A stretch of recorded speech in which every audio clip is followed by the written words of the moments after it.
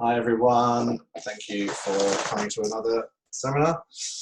I jumped ahead this week. I'm trying to figure out some practical ways to demonstrate the physics for that was supposed to be this week to make it a bit more interactive and demonstrative. So this one is on ecosystems, so it's biology. If you can get a pen and paper or a workbook or something, just to write answers to questions down. So this one will be a bit less of me just talking at you. We'll go through some stuff and then I'll ask you questions. Just trying to get a sense of how this works best. So ecology, the study of systems that include interactions among and between the organisms, which are the living part of the ecosystem or the environment, and the non-living. So this is the interactions of energy and matter as well. So when we look at the ecological systems and how they interact, this is called the ecosystem, the entirety.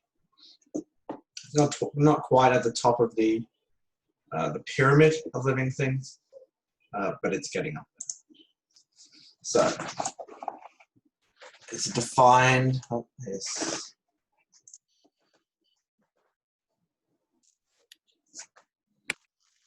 Hi, Matilda. Just in time. If you can get a pen and paper or your workbook or something, so I'm going to ask questions for this week. It's going to be a bit different. So ecosystem is a defined space. So this ecosystem, you could take any part of the planet and, I don't know, put a dome over it, and it would be an ecosystem. So it looks at the community and how things interact. So how do the birds interact with the trees? The trees drop their leaves, the leaves decay, the insects and the bacteria break the leaves down, goes into the soil, which creates nutrients. And we have this abiotic and biotic components to it.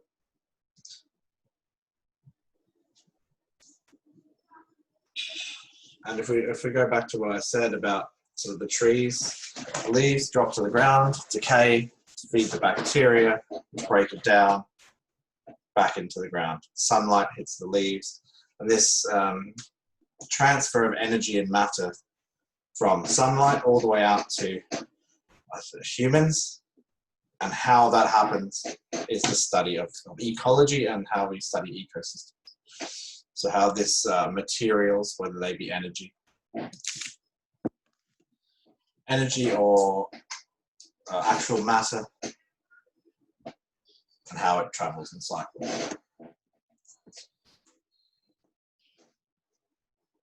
The sustained life on Earth is a characteristic of an ecosystem, not of the individual organism. So what that means is that rarely can organisms survive on their own.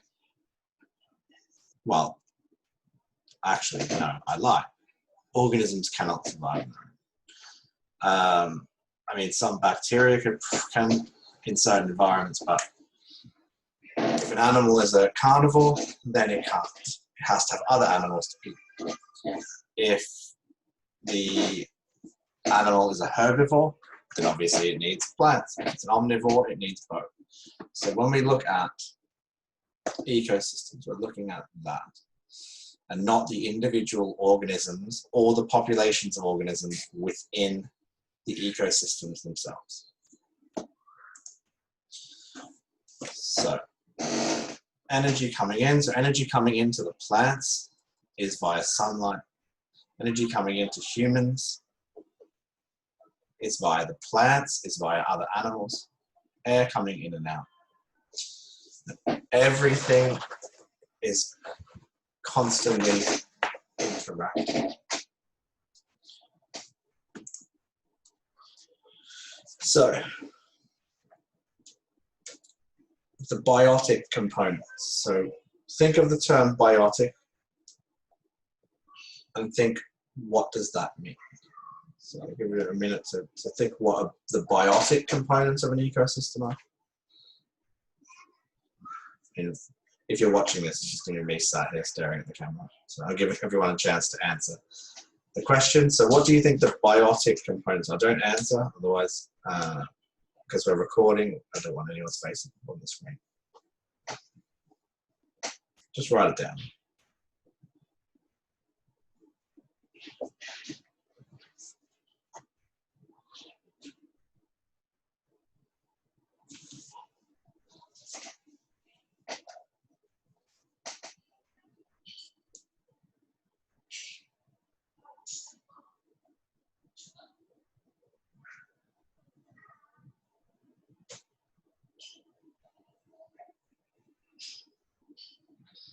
So 30 seconds. So.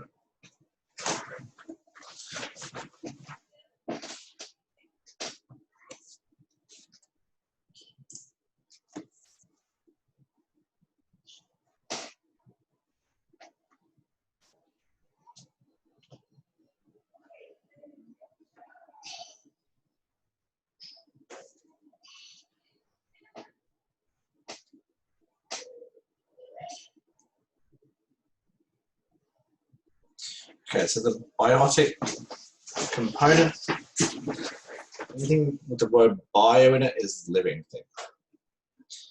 And this is divided into autotrophs and heterotrophs. Again, just write down what you think auto and heterotrophs are. With 30 seconds or so.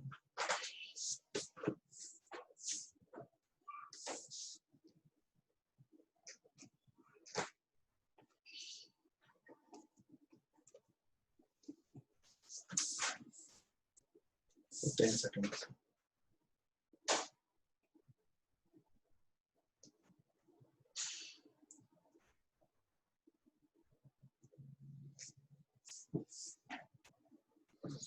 Okay, so remember what see what you've written down. So autotrophs, they create their own food.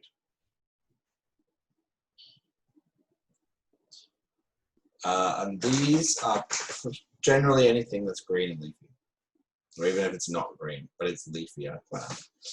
And it takes in energy from the sun and produces its own food through a process called photosynthesis.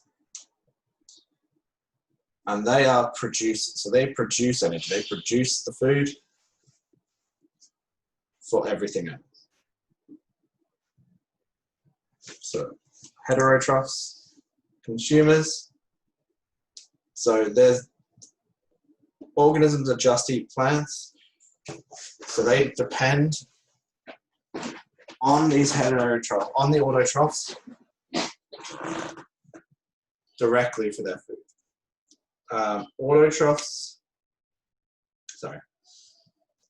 Heterotrophs may also indirectly, if they eat meat and other animals that eat the plants, then they indirectly rely on the autotrophs for their food. So we then have primary consumers, which are the herbivorous animals. So they depend directly on the green plants for their food. The secondary consumers include carnivores and omnivores. The tertiary ones, they only eat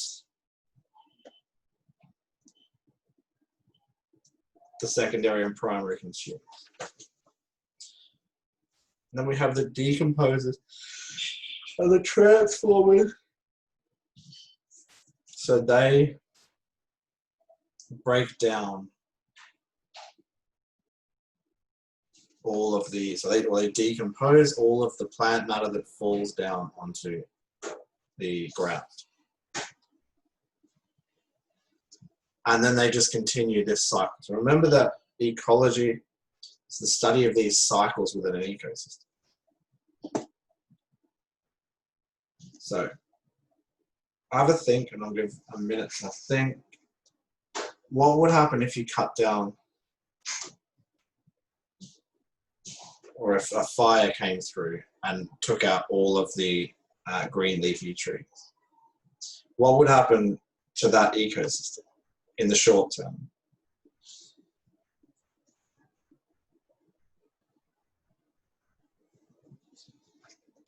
30 seconds.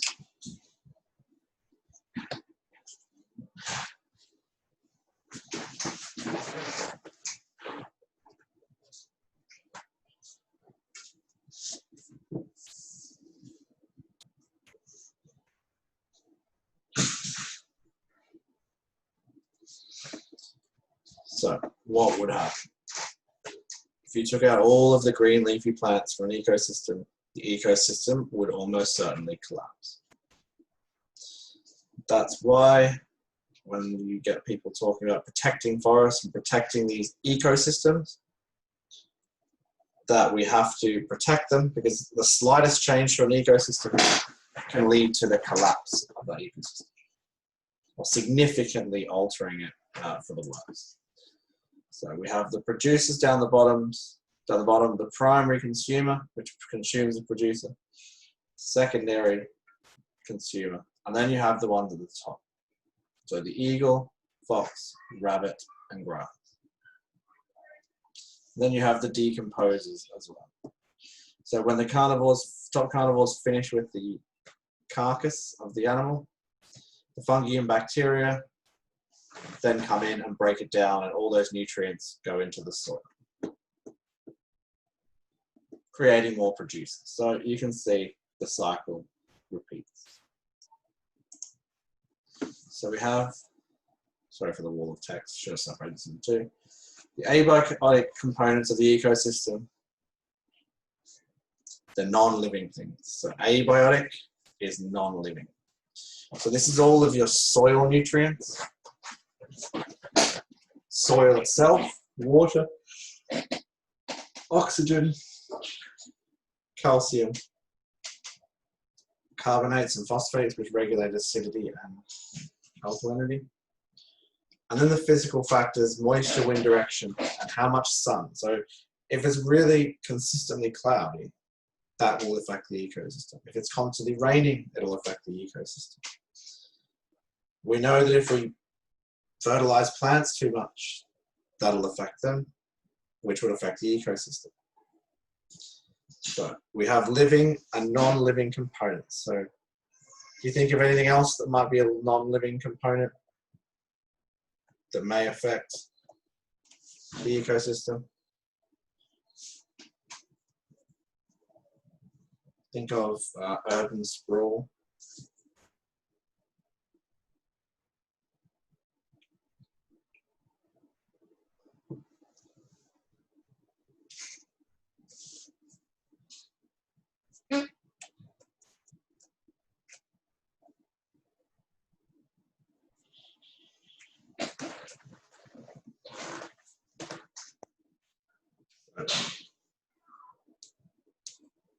Urban sprawl would be an abiotic component. So humans are often part of the ecosystem. And although we are living, buildings, planes, flying over, etc., are all abiotic components. So the food chain, we've all heard about the food chain, where humans seemingly at the top. And it shows us how each living thing gets its food from the other to get the energy for growth and survival. So, and what this food chain shows is a transfer of energy. So the little fish gets eaten by the bigger fish, by the bigger fish, by the biggest fish. So the energy is just being transferred up the chain.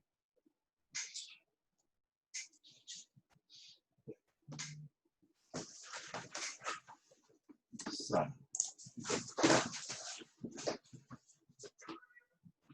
we have the grazing food chain, fairly self-explanatory.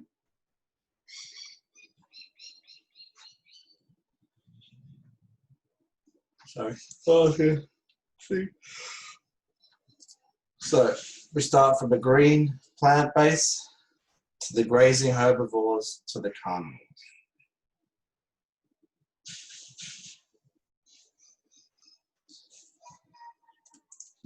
So, biological production is the production of energy and organic compounds. So the organic compounds are needed for life and energy from sunlight.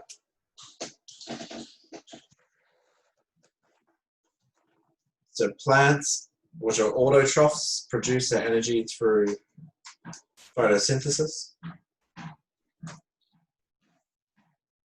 They take sunlight. They take sunlight and they react with CO2 and water to produce energy or sugar and carbon dioxide. And oxygen. So, if you look at the world as a whole, we evolved alongside plants. So we breathe out carbon dioxide, plants breathe in carbon dioxide. That's something to think about then. We then have this, oh gosh, I'm so sorry. Oh, yawning. We have this concept of cellular respiration, which is we take living things that aren't plants, take in oxygen, and through a process in the cells, they create energy from oxygen and sugar. We have, in plants, they create their own sugar and energy through photosynthesis.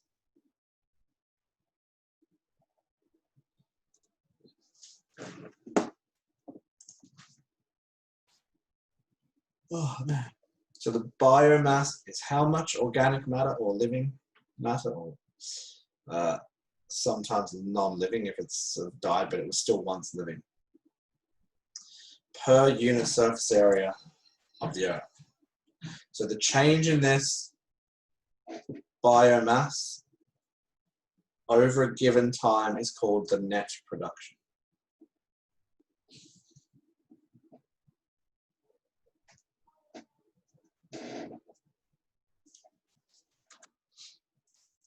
So I've said this a few times, but we have these, even in biology, we still have to follow the laws of physics and chemistry. So energy cannot be created nor destroyed.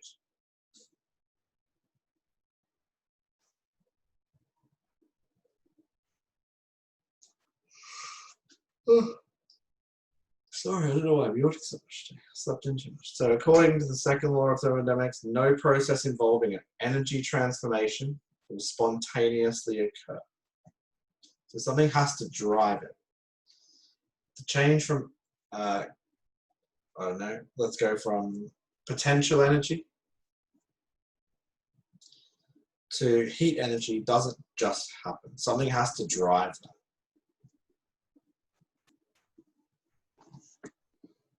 We'll go more into this in the physics, but I'll try and find a way to practically demonstrate. So, the ecosystems that exchange energy and matter with the environment.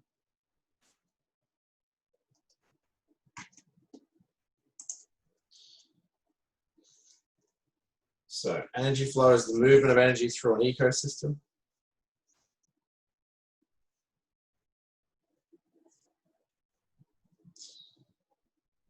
And again, we have biotic and abiotic energy. So, energy flows in from the external environment. So whether that be in the form of sunlight, through the organisms, from the plants, through the carnivores, and then back to the external environment, whether that be back into the ground and it flows in groundwater, it flows in and it flows out. So one of these is fixed by organisms. So if energy is flowing in from the sun and then flows out, how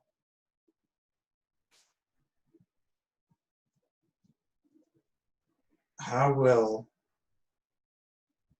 so okay, sunlight flowing in and then organic matter breaking down. What could be sort of two steps in that process? So if the plants absorb the sunlight, where could that energy from the sun flow through to after that? Okay.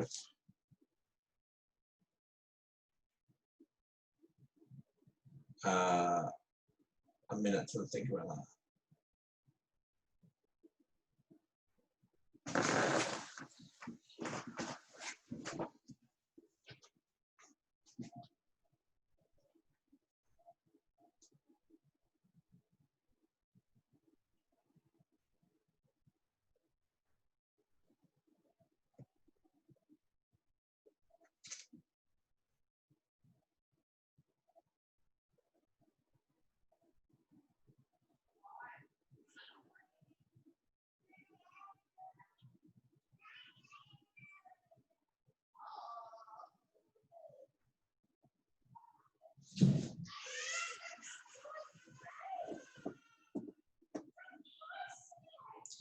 Just wondering what that noise was? That was my child falling off the couch again.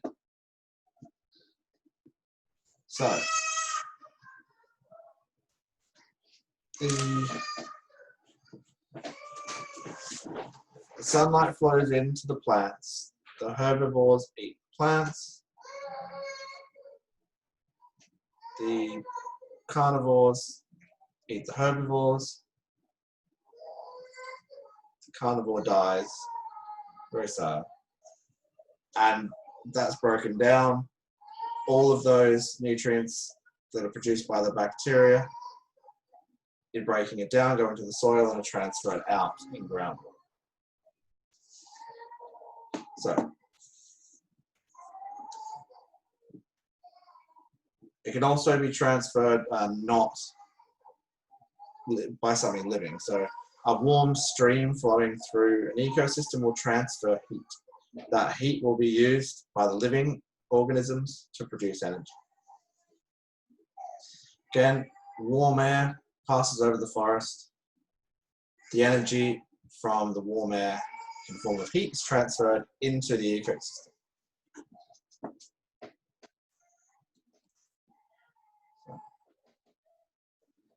Got the marsh, grass, grasshopper, bird, then the hawk, and then the decomposers. So that's the energy flow through the food chain.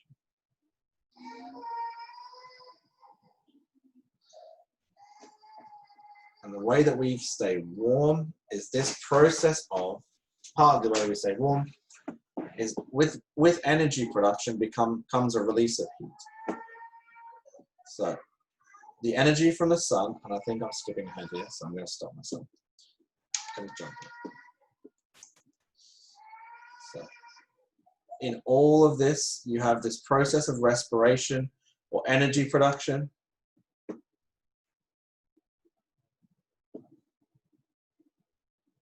And then you've got that heat loss. So 1,000 energies, 1,000 joules of energy that comes in from the sun. When it leaves the ecosystem, it's not 1,000 joules, because each time that energy is used, we're losing a little bit in heat.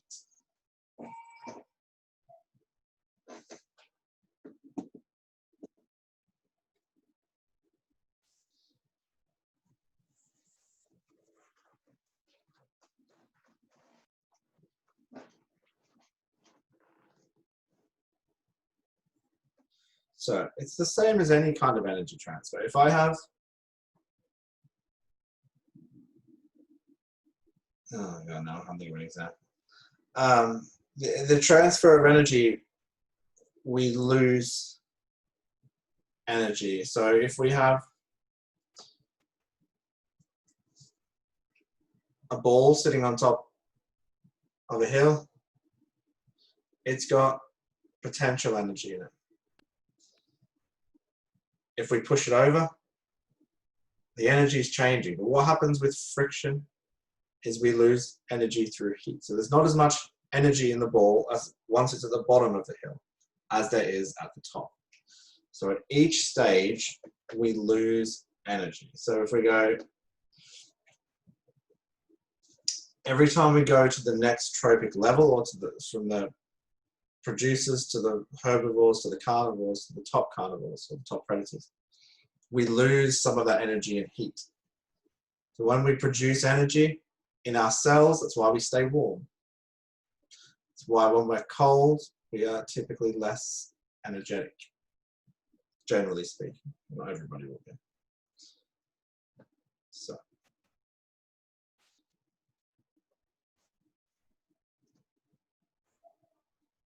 Yeah, so 90% of this energy is lost. So basically saying that only 10% of the energy that comes in is transferred.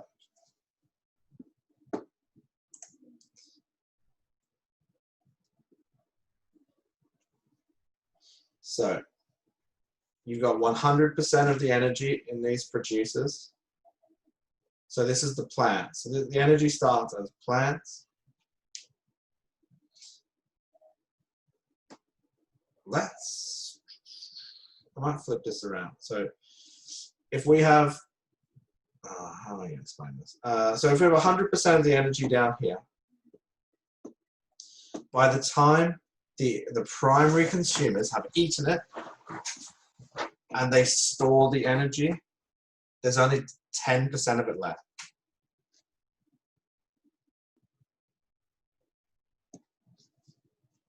Once we get here to the secondary consumers, only 1% of the energy that was originally in the plants makes it to the secondary consumers.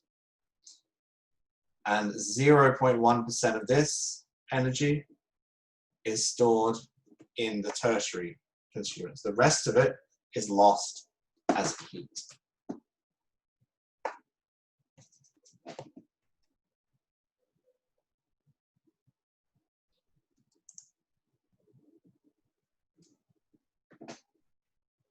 So we have 1,000 joules of light energy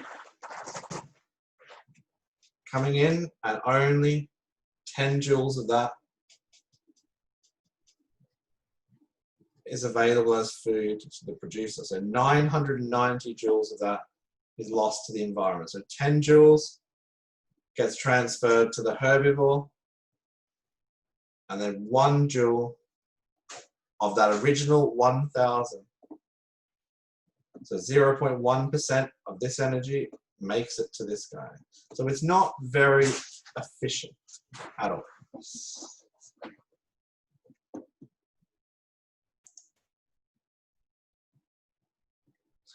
So this is the ecological pyramid. We have the number of organisms at each trophic level. I think that's on the next one. So, got the producers, the herbivores, carnivores, and other carnivores. We then have the pyramid of energy. Let's see, we've looked at that.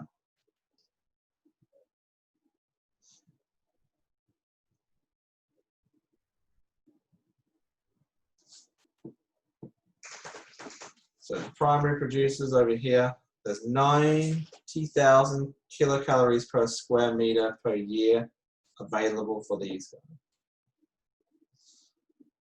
And that, again, all it's doing is showing that once you get to here, we've gone from 90,000 kilocalories to 9. So not very efficient. And that's why they need lots of plant matter.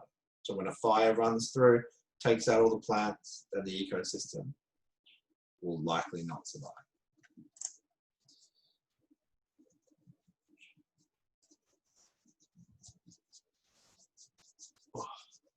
So, the Earth doesn't look the same as it did. I mean, I would say even 100 years ago. And ecosystems adapt and ecosystems change over time. So areas where there was previously nothing living, now there is called succession. So forests developing on new lava flows or at the edges of glaciers are primary succession. So sometimes you can get this secondary succession, which is basically when there's a previous biological community and you get the redevelopment of an ecosystem. So there might be seeds, an organic matter left, and then, I don't know, all of a sudden that area becomes really rainy again. Then that ecosystem, whether forever or whether just for a short period of time, it redevelops.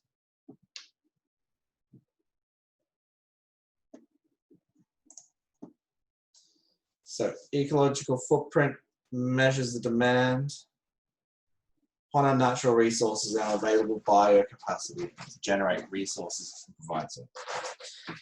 This is a big one. The question is, a lot of the time, do we have enough land to produce the amount of food we need? The thing that's going for us now is that technology is getting better. We have better farming techniques, we have better harvesting techniques, we waste less. We can do more with the land that we have. And we waste, we don't waste anywhere near as much. We also have genetically modified foods, which reduce the need for as much land. That's also, we're also reducing the carbon footprint of farming significantly. So we have, we don't just have ecosystems on land, we have aquatic ecosystems which are broken up into marine, which is saltwater, and freshwater. So obviously our saltwater is made up of the ocean and large rivers, so we don't really have small ecosystems. So lakes, rivers, and wetlands are often freshwater. So we have terrestrial, forest, okay, this slide is the tutorial question. So what are each of these terrestrial zones?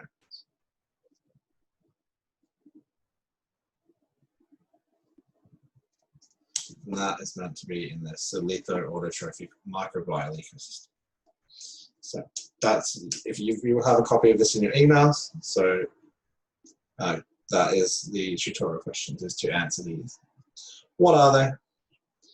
And what will I find?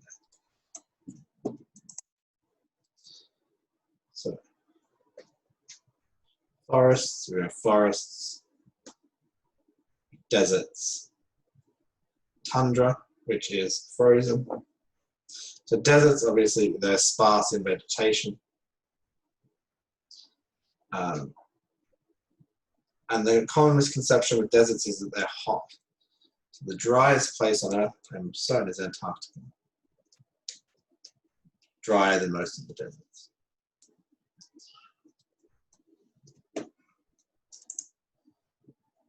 So the riparian zone is the interface between the land and the river. And this obviously is its own section because you've got the river, which is aquatic, and then you've got the land, which is not aquatic, depending on where it is. It would depend on which kind of ecosystem it is. And it's kind of the interface between the water and the land. And it has different communities, so plants that like water, plants that don't like water. Which ones would you find typically in this zone? So the littoral zone, or littoral, I can't remember how to say it. It's close to the shore. So the high tide mark all the way down to the shoreline.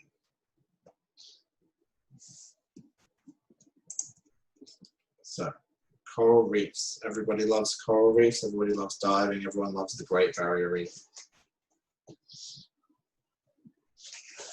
These are referred to as the rainforests of the ocean. They're really cool. Anyone who wants, it's a bit hard now at the moment, but before, if you know what their predictions are about the Great Barrier Reef, then I would definitely go and have a look at it. It's incredible.